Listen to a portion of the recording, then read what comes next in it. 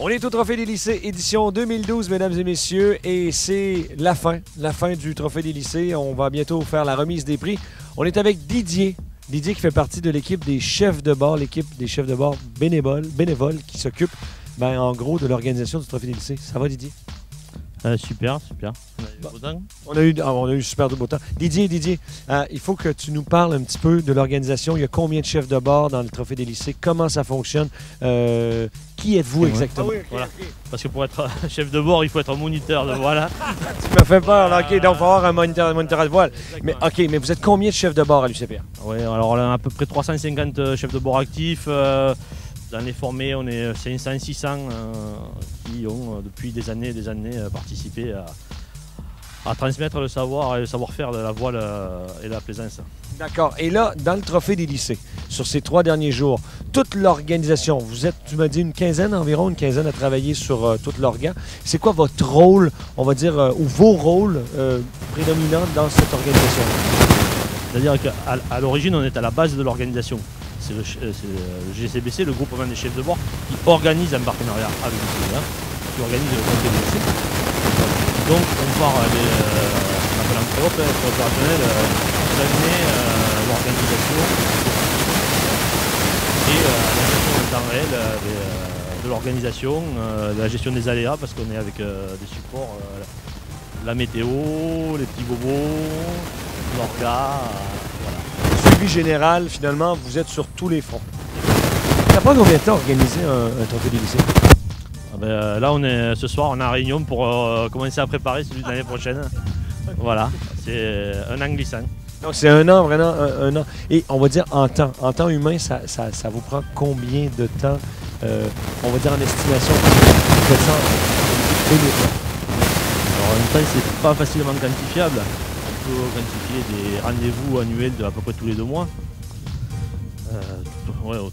Tout au long de l'année, mais après en temps, ça dépend qui fait quoi. Il y en a qui ont un savoir-faire, il y a la transmission du savoir, parce que le but du jeu, c'est quand même que l'épreuve dure. Donc chaque année, on recrute des nouveaux chefs de bord, et chaque année, il y en a qui laissent leur place pour ça. Voilà. Donc on ne peut pas trop quantifier, mais ça prend du temps, oui. Mais les bénévoles, ils ne comptent pas le temps. C'est une organisation passionnante, parce que vous êtes des passionnés, on est d'accord. Et toute la bande qui est là, vous avez passé un bon 3 jours? On vient ici parce qu'en fait, on vient voir les copains aussi. Voilà. Le bénévolat, c'est notre vocation, mais aussi on aime se retrouver entre gens de mer, des gens qui partagent la même passion. Là, on est un groupe. Comme je disais tout à l'heure, tous les ans, on fait rentrer des nouveaux parce qu'il faut un petit turnover. Mais on vient aussi voir des copains et on vient partager avec nos futurs stagiaires, nos futures personnes qu'on va croiser sur l'eau, parce que le but du jeu, c'est quand même de faire monter le niveau de compétences et de connaissances et des lycéens et de l'ensemble des stagiaires que l'on forme, voilà, pour être plus sûr sur l'eau. J'ai envie de devenir chef de bord parce que là, vis-à-vis toutes les vidéos qu'on regarde actuellement là, sur YouTube, les gens qui nous suivent via les sites web, les différents sites web sur lesquels les vidéos vont être diffusées, ils ont envie de devenir chef de bord. Il faut faire quoi exactement? Alors le cursus chef de bord, un cursus normal de formateur, quel que soit le sport. On commence par être stagiaire, une semaine, 2 semaines, 3 semaines, et à un moment donné on se dit, on bascule, on se dit maintenant je pense que je vais être capable de pouvoir gérer un bateau de A à Z, la météo, les manœuvres, la gestion de l'équipage. Alors à partir de ce moment-là, on passe à un stage de chef de quart. Le chef de quart n'est pas un chef de bord. En fait, c'est le chef de bord pendant un certain moment sur le bateau.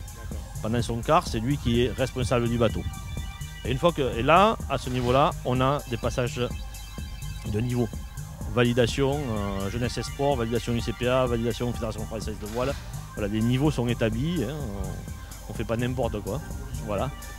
Et une fois qu'on est arrivé à ce niveau-là, on continue et le cursus est tracé. On peut le trouver sur le site du groupement des chefs de bord, on peut le trouver sur le site de l'UCPA.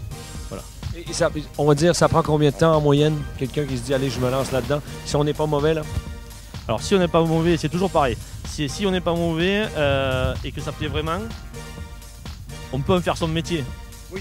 Mais ça, c'est pas les chefs de bord. Les chefs de bord ont un métier Et ouais, sur un cursus de 2-3 ans, mais je parle pour des gens parce que comme on est bénévole, il faut bien qu'on travaille ailleurs.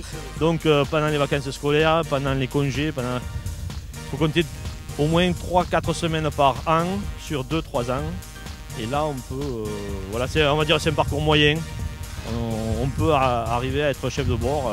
Et toujours pareil, dans les chefs de bord, là on parlait pour y accéder. Et dans les chefs de bord, il y a encore des niveaux. Hein, pour atteindre, on va dire, le niveau de chef suprême. On n'est jamais bien chef, on est plutôt responsable, mais de l'encadrement à l'international et l'encadrement à Seychelles, Écoute, c'est génial, tu as l'air d'un passionné, c'est génial parce que pendant tous ces 3 jours de TDL qu'on vous croise, on vous voit courir partout, faire 1 million de trucs, tout le temps prêt, tout organiser, tout prendre en main. C'est magnifique ce que vous mettez en place pour le TDL, toute l'énergie que vous déployez, bravo, bravo. Je peux juste dire bravo à toi et à toute l'équipe aussi. Donc on t'interviewe toi, mais tu représentes bien sûr la quinzaine des chefs qui sont là, puis on les salue tous. Et ceux qui ont travaillé toute l'année, parce que là c'est à l'orga sur place, on est 15, mais toute l'année il y en a d'autres qui ont travaillé aussi. Voilà.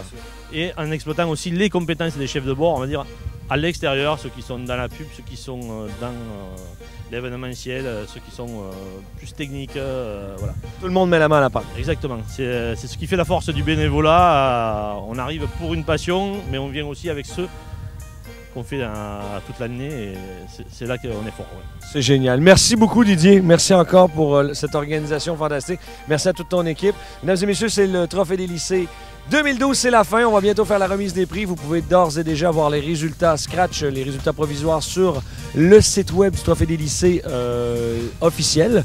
Et on vous souhaite une excellente fin de journée.